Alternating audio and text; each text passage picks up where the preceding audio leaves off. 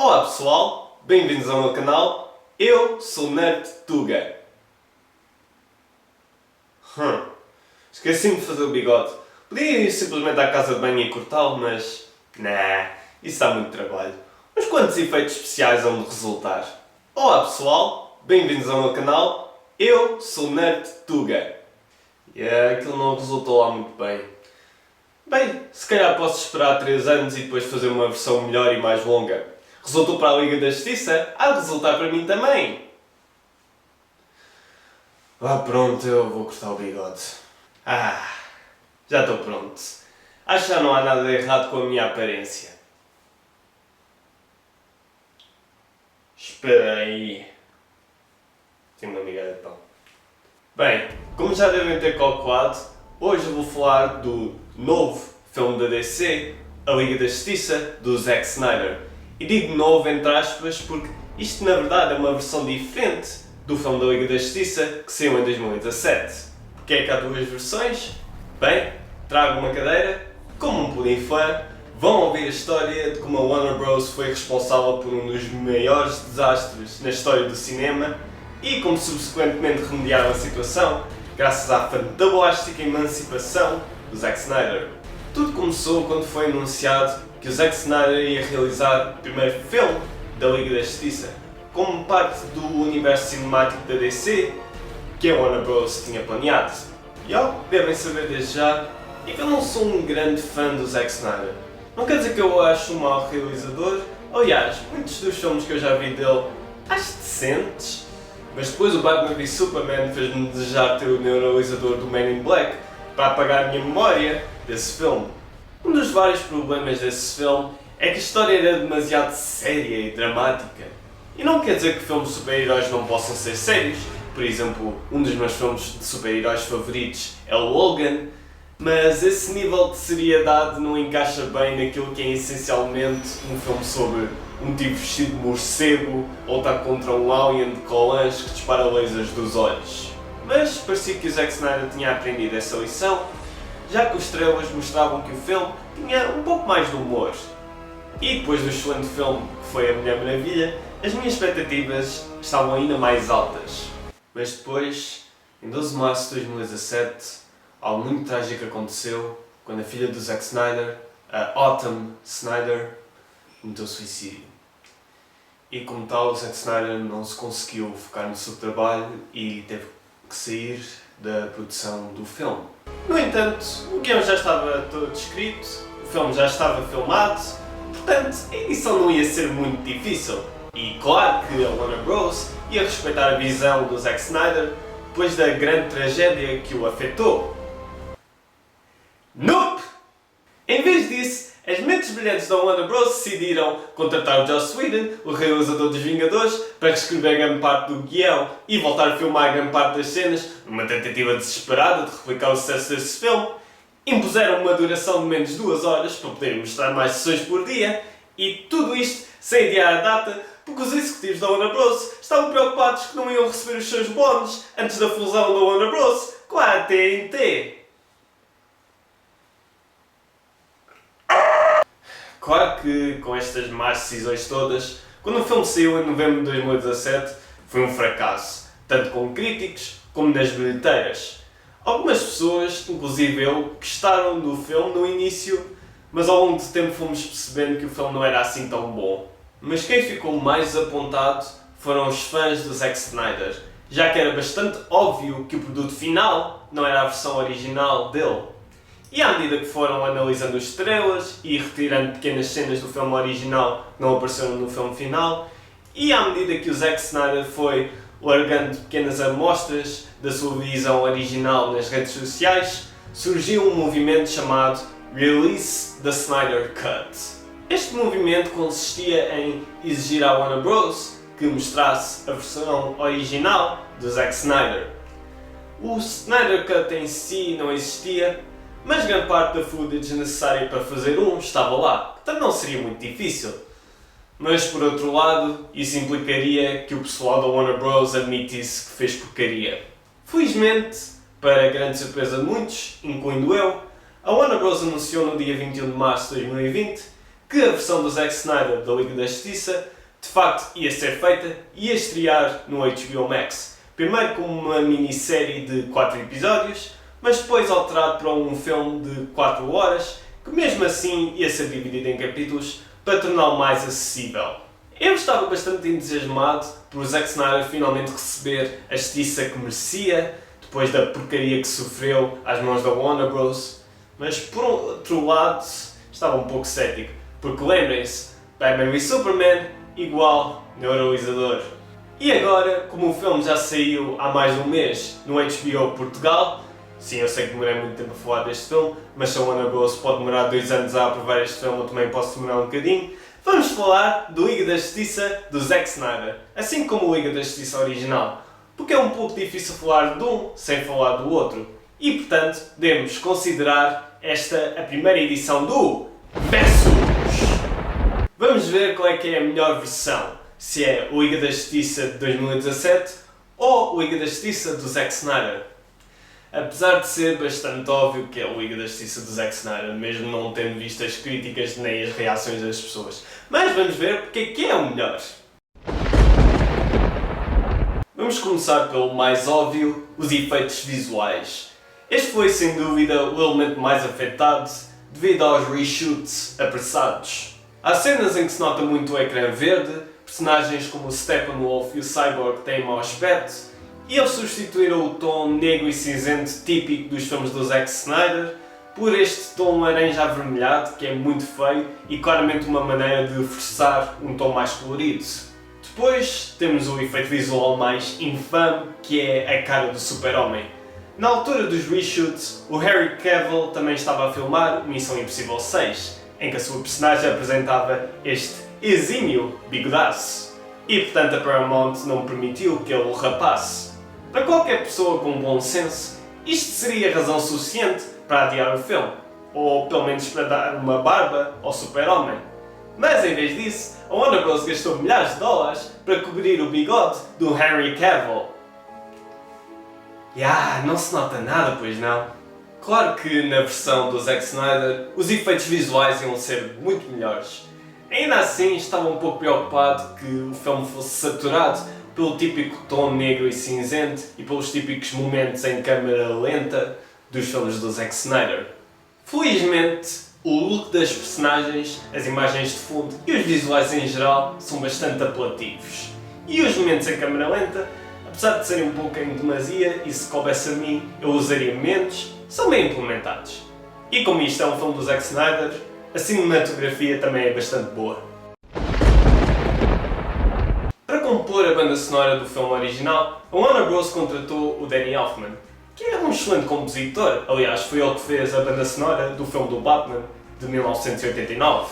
Mas a qualidade das bandas sonoras dele tem descido ao longo do tempo e a Warner Bros. Só o contratou para tentar replicar a magia das bandas sonoras de filmes clássicos como o Super-Homem de 1978 e o Batman de 1989, ao ponto de até copiarem melodias dessas bandas sonoras. Também usam músicas pop um pouco genéricas e que não encaixam bem nas cenas em que são incluídas. Tudo isto contribui para uma banda sonora pouco ou nada memorável. Isto era um elemento em relação ao qual também estava preocupado antes da versão do Zack Snyder estrear, porque no Batman v Superman havia um uso excessivo do efeito sonoro tan, tan, tan, tan, tan, também conhecido como o efeito sonoro, que é fixe quando é usado nos trailers para tornar momentos mais dramáticos, mas depois quando é usado no filme quase todo, é irritante e desvaloriza qualquer momento dramático. Porém, o Junkie XL fez um excelente trabalho com a banda sonora. Do início ao fim é superba, especialmente o update que fizeram ao tema da Mulher Maravilha. E quando usam músicas, são bem implementadas. Isto sim é uma banda sonora memorável. Quase todas as cenas de ação que estão no filme do Zack Snyder também estavam no filme original, só que agora são maiores e muito mais desenvolvidas. No filme original as cenas de ação eram muito apressadas, enquanto que no filme do Zack Snyder são mais épicas e têm um maior sentido de risco e suspense. O que ajuda bastante é que este filme é para mais 16. E devem estar a pensar, a sério? Um filme da Liga da Justiça é para mais 16? Mas não é forçado, são lá umas quantas asneiras e as cenas de ação são um pouco mais violentas, o que contribui para tornar as ameaças mais sérias. Dá a sensação que o Zack Snyder apenas queria liberdade criativa para fazer a história que ele queria, incluindo as cenas de ação, sem se ter que preocupar com faixas etárias. E tendo em conta os resultados, valeu a pena. Comecemos pelo Batman. Não sei porquê, na versão original, tentam torná-lo numa cópia barata do Tony Stark, tendo em conta que ele está sempre a fazer piadas e às vezes é rude sem razão nenhuma. Mas ao menos achei interessante que eles tenham explorado a culpa que ele sente por causa da morte do Super-Homem. O Batman na versão do Zack Snyder é muito melhor, somente porque este filme demonstra que ele é um líder bastante eficaz. E o filme também se foca um pouco na culpa dele, mas foca-se mais na esperança que ele sente, graças ao Super-Homem e também à Mulher Maravilha, de que há outros heróis que o podem ajudar. Ele concentra-se mais na ameaça que está para vir, o que é mais característico da personagem do Batman, e o que também significa que ele não está sempre a fazer piadas. Mas de vez em quando, mas não é excessivo. Para mim, este foi o filme que finalmente provou que Ben Affleck pode ser um excelente Batman. Quanto à Mulher Maravilha, o filme original foca-se demasiado na perda dela do Steve Trevor. E eu sei que eles se amavam muito, mas isso foi há um século atrás. Na versão do Zack Snyder, focam-se mais na separação que ela sente em relação às Amazonas e no facto de que ela questiona-se se fez a escolha certa em deixar as Amazonas para trás para proteger o mundo do homem, o que é mais realista e mais interessante. O Aquaman também melhorou significativamente. Em vez de ser constantemente um durão, há certas cenas que mostram o seu lado mais vulnerável e sensível, e o filme também revela mais sobre a sua origem e a sua relação com os humanos e os Atlantes. O Flash já não é um simples alívio cómico, agora é um alívio cómico com uma história de origem mais desenvolvida, uma melhor exploração da sua relação com os seus poderes e sem piadas más. O herói que melhorou mais foi o Cyborg. No filme original, eles só mostravam numa cena que ele estava chateado com o pai por o ter ressuscitado como meio humano, meio máquina, e o resto do diálogo dele era só exposição. Mas na versão do Zack Snyder, grande parte do filme é dedicada à sua história de origem, à sua relação com o pai, o Silas Stone, à sua adaptação e aceitação dos seus poderes e da sua natureza, e à redenção do Silas. Já agora, sabiam que o ator que faz de Silas Stone, o Joe Morton, também faz de Miles Dyson, o cientista que inventa a Skynet no Exterminador Implacável 2? E dizem eles que o Ryan Reynolds como Deadpool é o melhor casting num filme de super-heróis. No entanto, um herói que podia ter sido um pouco melhor na versão do Zack Snyder foi o Super-Homem. Não foi uma má interpretação e, como sempre, o Henry Cavill faz um bom trabalho, mas houve certas cenas, particularmente cenas de ação, em que o Super-Homem agia de uma maneira um pouco agressiva quando não era necessário. Eu acho que o Zack Snyder ainda tem alguma dificuldade em adaptar o Super-Homem. Ao menos tinham a ideia certa no filme original ao tentarem fazer o Super-Homem mais optimista, como nas BDs. O problema foi a execução, não só por causa disto, mas também porque o otimismo pareceu artificial. Finalmente, a personagem que melhorou mais de versão para versão foi o Steppenwolf, o vilão do filme. Na versão original, o Steppenwolf não presta nada, não tem personalidade nenhuma e o seu look e os efeitos especiais são horríveis. E não sei porquê, ele passa metade do filme a dizer Mother. Eu sei que os objetos que ele tem que colecionar para conquistar a Terra são as caixas de mãe, as Mother Boxes, mas porquê é que ele se chama Mother? Nem sequer é plural. O Steppenwolf, na versão do Zack Snyder, está muito melhor. Não quer dizer que ele seja um dos melhores vilões de sempre, mas está bem feito. Especialmente porque há mais ênfase no facto de que ele é um lacaio do Darkseid, enquanto que a única menção dele na versão original foi quando o Steppenwolf disse por Darkseid uma vez. Neste filme, o Steppenwolf foi expulso pelo Darkseid do seu planeta natal, Apokolips. E graças aos excelentes efeitos visuais, não só ele tem um novo look bastante bom, mas também dá para perceber pelas suas expressões faciais o desespero e a frustração que ele sente em relação ao seu exílio e a esperança que ele sente quando lhe é dado uma oportunidade para voltar a casa, a partir da conquista da Terra. A versão do Zack Snyder também tem muito mais personagens, mas algumas delas são surpresa, portanto não vou dar spoilers. Por último e mais importante, a história. Um dos problemas do filme original é que a história é muito simples e apressada.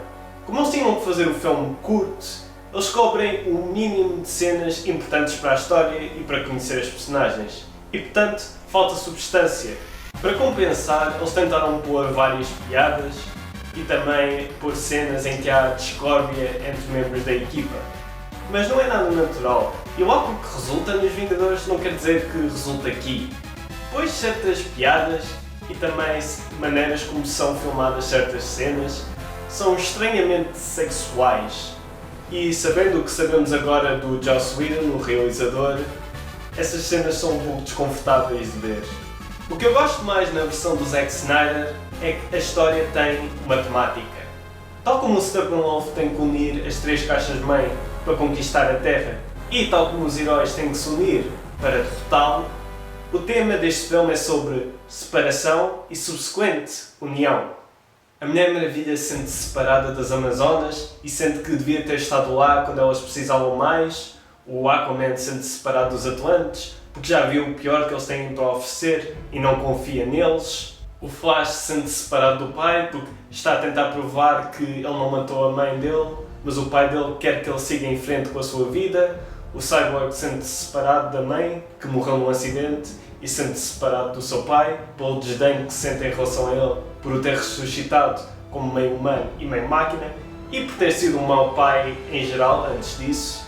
Estes heróis, estas pessoas, sentem-se como peças incompletas, e graças ao Batman, juntam-se num puzzle maravilhoso.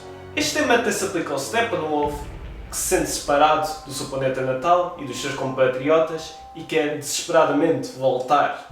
O Zack Snyder disse que o Homem de Aço era suposto ser sobre pais, o Batman v Superman sobre mães e o Liga da Justiça sobre família. Não diria que teve muito sucesso nesses outros dois, mas neste filme acredita 100% que é sobre família. De certa forma, este filme até saiu na altura certa. Hoje em dia muitos de nós sentimos-nos isolados, portanto é bom ter um filme que fala sobre estes temas. E que ainda por cima é tão bom que fãs do Zack Snyder e céticos estão unidos na adoração deste filme. Portanto sim, o Liga da Justiça do Zack Snyder é a versão definitiva. Não quer dizer que eu acho o Liga da Justiça original mau, também não é propriamente bom, mas tendo em conta o inferno que foi a produção deste filme, eu estou impressionado que tenha saído tão bem. Eu recomendo os dois, não porque a Liga da Justiça original é algo de especial, mas porque é interessante ver as diferenças entre as duas versões e ver realmente o quanto foi perdido nos reshoots e na edição. Mas se só querem ver um, claro que tem de ser o do Zack Snyder. E portanto, o vencedor deste versus é a Liga da Justiça do Zack Snyder, com 4 caixas-mãe e meia em 5. Enquanto que o Liga da Justiça original só recebe 2 caixas-mãe e meia em 5. He got no mustache, he got CGI bullet. Then the movie fell hard, then Zack Snyder came in, he said, I want this, but made by me. One thing I can tell you is Snyder Cut is free. Come together right now. Justice League.